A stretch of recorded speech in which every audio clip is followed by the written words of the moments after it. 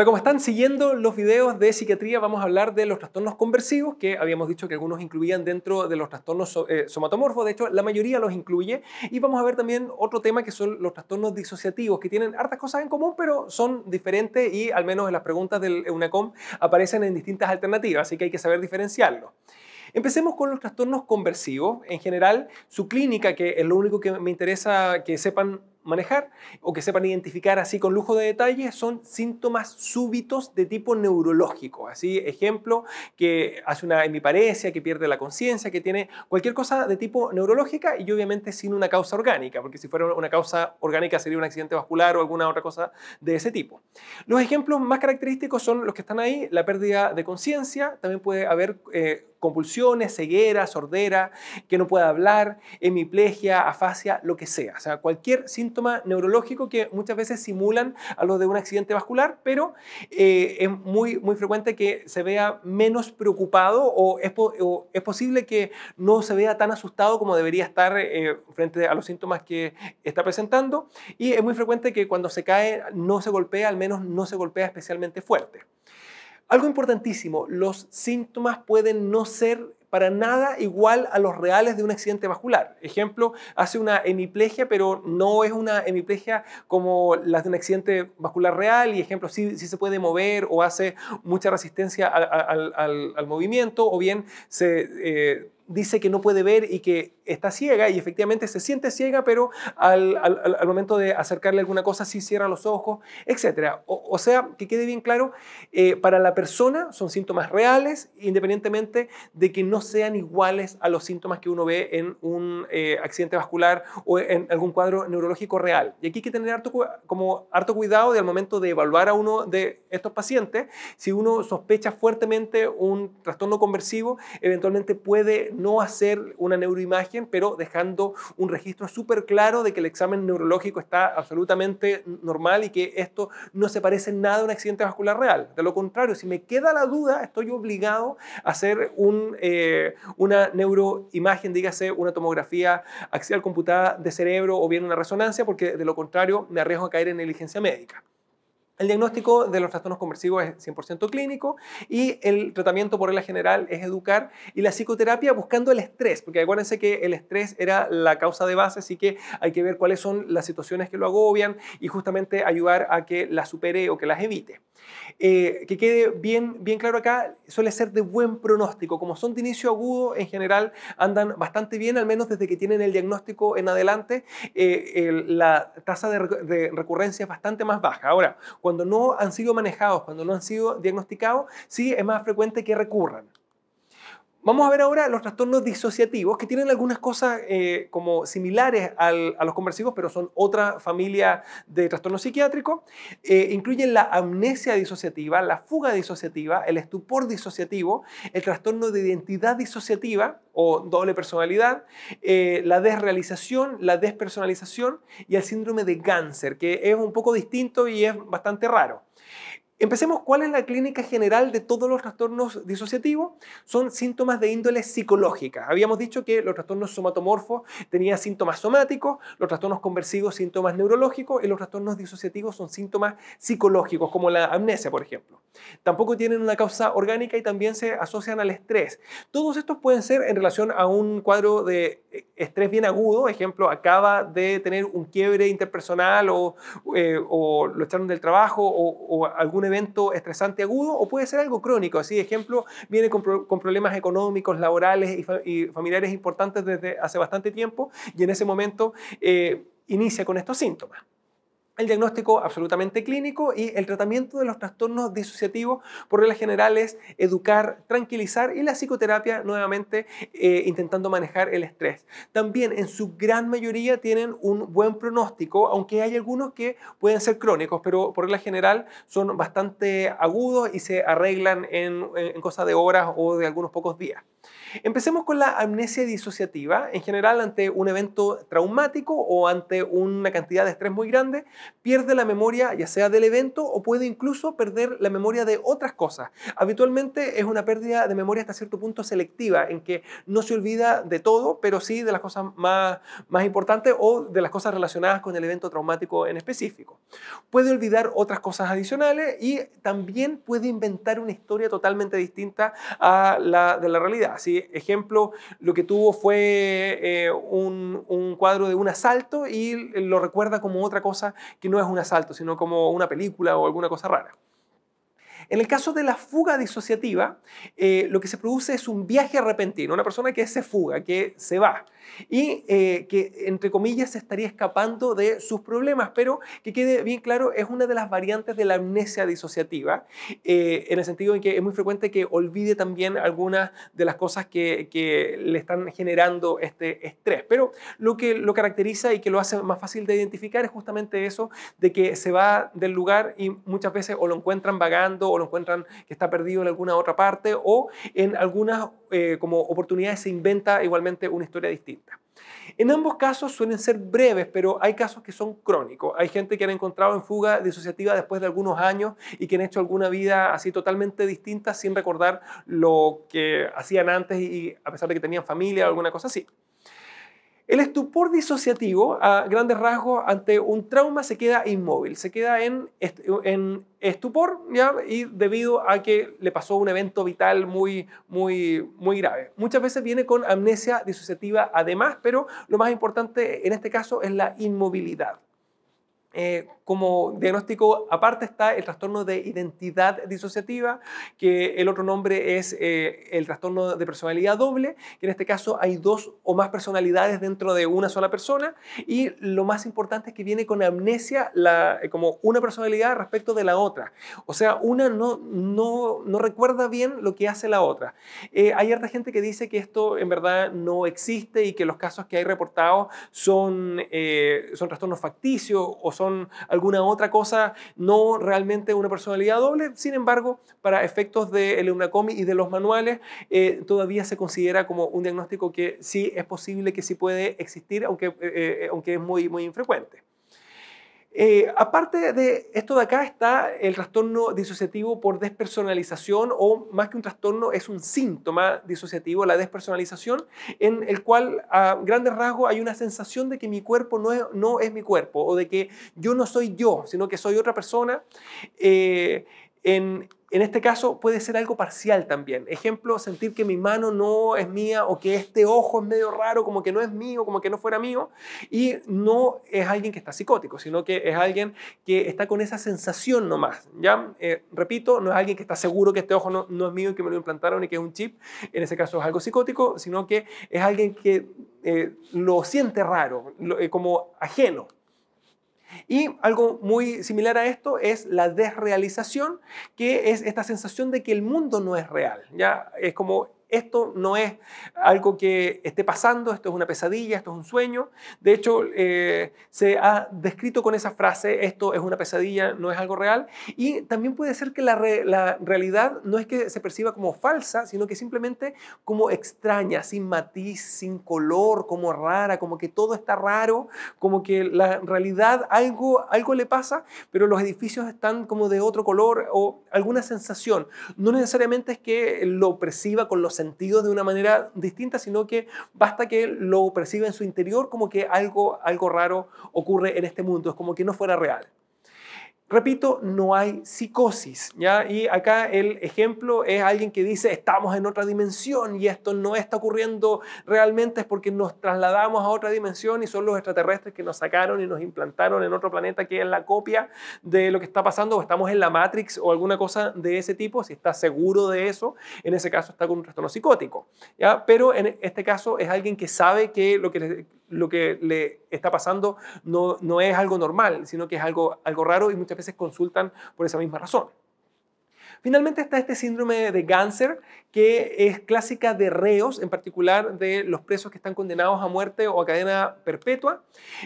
Lo que los caracteriza es estas pararespuestas o respuestas erróneas o raras y uno le dice, dígame usted cuántos años tiene, pues yo tengo 150 años después de haber dado toda la vuelta y por eso es que mi edad ahora es más y menos porque esa es mi edad. Y uno dice, ¿qué es lo que me dijo? Pero dijo algo que se entendía igual. Y dígame, ¿y usted tiene hijos? Mis hijos y los hijos de mis hijos son todos mis hijos. Así que tengo muchos hijos. Y uno dice, esa igual es una respuesta media rara, ¿ya? O que me diga 5 y 4 son 8, entonces tengo 8 hijos.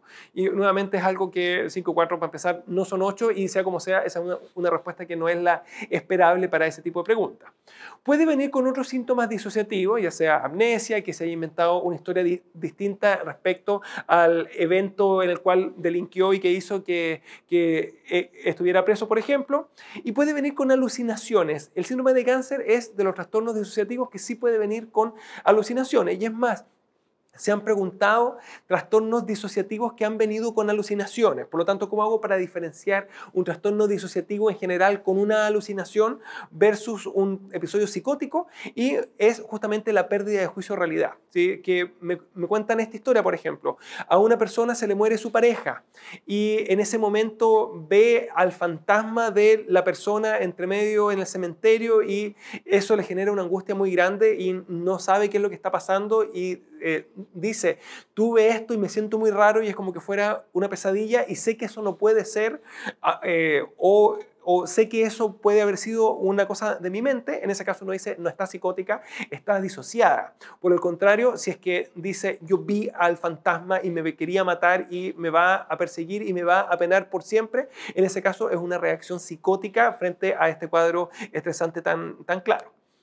Vamos a ver los casos y aquí va a quedar todo esto bien claro. No solamente vamos a ver los trastornos disociativos y conversivos, sino que algunos otros que eventualmente se pueden confundir como para que quede bien claro, ¿ya? El caso 1, paciente de 23 años sufre un síncope durante una discusión. Desde ese momento que haya sido durante un evento estresante ya suena más a un trastorno conversivo, pero aún así hay que examinarlo bien.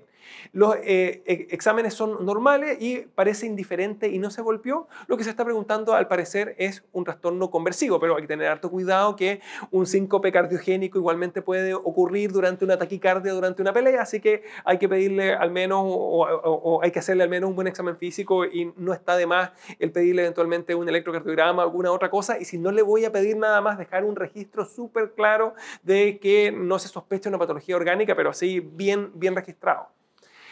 En el caso 2, y como es un síncope, síntoma neurológico, ¿cierto? Sería un trastorno conversivo. Ahora sí, el caso 2. Paciente de 32 años que presenta una convulsión. Hasta ahí, si es que fuera no de causa orgánica, sería un trastorno conversivo, pero su novio la vio mirando videos de convulsiones en YouTube. Ahí suena más a un trastorno facticio, en el sentido en que hay una preparación para fingir este tipo de síntomas, ¿ya? Así que, insisto, falta información para saber si lo está haciendo de manera voluntaria o no, pero con esa frase de que la vieron viendo los síntomas como para ver cómo eran, suena más a un trastorno facticio que a uno conversivo. El caso 3, médico. El día del EUNACOM es encontrado vagando por la ribera del río Mapocho y dice que vive ahí. En este caso estaba tan estresado con el EUNACOM, ¿cierto? Porque es estresante, los que están viendo este video lo saben, que hizo una fuga disociativa, ¿ya? Y hasta puede que diga que él vive ahí desde hace años atrás y es simplemente que está con una fuga disociativa por el EUNACOM. Así que, ¿cuál es el consejo para ese médico? Que sepa que el EUNACOM es absolutamente superable, que una prueba que no es tan difícil y que a uno le vaya mal en el EUNACOM una vez es algo que no pasa nada, no tiene ninguna relación con la calidad de médico que va a ser, ni con la felicidad que va a tener en su vida tampoco. Así que harto ánimo a estudiar harto. Si están muy angustiados con eso, ténganse harta paciencia a sí mismos y pídale a los demás que le tengan harta paciencia también, en el sentido en que estar estudiando para esta prueba y el estar terminando la carrera de medicina, en el caso de la gente que está en 7º año, es algo que per se es estresante, así que no hay que ser tan duro consigo mismo. Ese es mi consejo. Sigamos con el caso 4. Paciente es asaltada, pero ella no lo recuerda. Hasta ahí, al parecer, viene con una amnesia disociativa. Sabe que algo le pasó, pero no se acuerda ni del asalto ni del asaltante mismo. O sea, no se acuerda de absolutamente nada de lo que ocurrió ahí. Eso es una amnesia disociativa clásica. Se ha preguntado en relación a una violación también en el EUNACOM. El caso 5, paciente es asaltada y se acuerda constantemente de lo que le pasó y ya no quiere salir de su casa por miedo. En este caso, en cambio, lo que tiene con mayor probabilidad es un trastorno de estrés agudo en el caso de que haya sido hace menos de 4 semanas. Porque si se fijan, viene con esta reexperimentación que es el recordar continuamente el hecho traumatizante. Y en segundo lugar, viene con la evitación, ¿cierto? Con el no querer salir de la casa, el evitar exponerse a una situación que le recuerde este hecho o en el cual pueda recurrir a esta agresión, ¿ya? Entonces, fíjense, el trastorno de estrés postraumático es hasta cierto punto lo contrario al trastorno disociativo o a la amnesia disociativa, pero, y aquí lo importante, el estrés postraumático puede venir con síntomas disociativos. De hecho, muchas veces se clasifica en con y sin síntomas disociativos porque puede venir con toda la reexperimentación en un área, pero disociada en alguna otra parte del recuerdo relacionado con el evento traumatizante. Así que mucho ojo con eso, y por lo mismo es que les puse estos dos cuadros juntos para hacer la diferencia, pero para recordar que si viniera con las dos cosas, con una amnesia disociativa más un trastorno de estrés postraumático, lo que manda ahí como diagnóstico es el cuadro de trastorno de estrés postraumático más síntomas disociativos. 6. Paciente es abusada sexualmente, desde entonces anda muy irritable, ansiosa, ha bajado su rendimiento laboral. En este caso habría que entrar a indagar un poco más, pero si viene sin la reexperimentación y sin ningún síntoma disociativo, lo que tiene es un trastorno adaptativo, en el sentido en que un abuso sexual no solamente que me puede generar los otros síntomas que ya hemos visto, por traumatizante que sea, sino que alguien puede superarlo, pero venir con todo el proceso de adaptación a algo tan terrible y tan grave como esto. Así que recordemos que no solamente que hay que contenerla, sino que hay que ver que no evolucione luego con un trastorno de adaptación, con un trastorno de estrés agudo o postraumático, ni que evolucione con una depresión ni con ninguna de estas otras cosas. Alguien que ha sufrido un abuso sexual, y esto se le olvida muchas veces al manejo por parte del equipo médico, es súper importante el darle la entrada al programa de salud mental para asegurarse de que ande bien y para apoyarla en el proceso de recuperación también, ¿ya? Pero en este caso, repito, lo que se está mencionando es la irritabilidad, la ansiedad, que son parte de los síntomas ya sea anímicos o ansiosos del trastorno adaptativo mixto, más como esta baja en el rendimiento laboral, que eran como estas actitudes o conductas que podían ser hasta cierto punto desadaptativas, ¿ya? Y obviamente hay que entrar a evaluar más cosas. Vamos con el caso 7, paciente es condenado a la cárcel por robo con intimidación. Su madre repite que se ganó una beca en el extranjero. En este caso, lo más probable es que él venga con un trastorno de personalidad antisocial. Habría que evaluar si es que se siente arrepentido o no y cuál fue la motivación que estaba detrás de eso. Pero en el caso de ella, lo que tiene es un trastorno disociativo. Si se fijan, se ha inventado una historia totalmente distinta y sería una amnesia disociativa en la cual borra el episodio, ¿cierto? Y lo reemplaza por uno distinto, como que se ganó una beca. El caso 8, paciente se queda ciega después de enterarse que su novio le era infiel. En este caso, lo que tiene es ceguera, así que es un síntoma neurológico, y el diagnóstico sería un trastorno conversivo. El caso 9, hombre de 33 años muy estresado por su trabajo, refiere que tiene la sensación de que el mundo está raro, sin color, sin vida, como que fuera de plástico. Sabe que no es normal. En este caso, lo que tiene es una desrealización, que es un síntoma disociativo y es de las más, más sencillas, en el sentido en que la desrealización puede ser bien profunda y decir esto de verdad que no existe, esto no está pasando, pero en este caso esto sí está pasando, pero de una manera media rara, sin vida, como media plástica. Igualmente sería una desrealización, y si bien per se no es algo grave, hay que explicarle, usted está muy estresado, hay que manejar esto eventualmente puede agravar con alguna otra cosa, y el manejo de las situaciones estresantes que tiene ahora va a ser lo fundamental para que esté mejor en su vida. Y finalmente, el caso 10, mujer siente que su mano derecha no es de ella y que la siente rara y que se mueve distinto y está asustada por eso. En este caso sería una despersonalización de tipo parcial. Incluso se preguntó en el EUNACOM en que la mano intentaba atacarla y estrangularla y se tenía que defender con la otra mano. Si bien eso es una cosa súper rara, aún así sigue siendo una despersonalización y por lo tanto el diagnóstico sigue siendo un trastorno disociativo. Y bueno, esta fue esta clase, así que nos vemos en los siguientes videos. Que estén bien.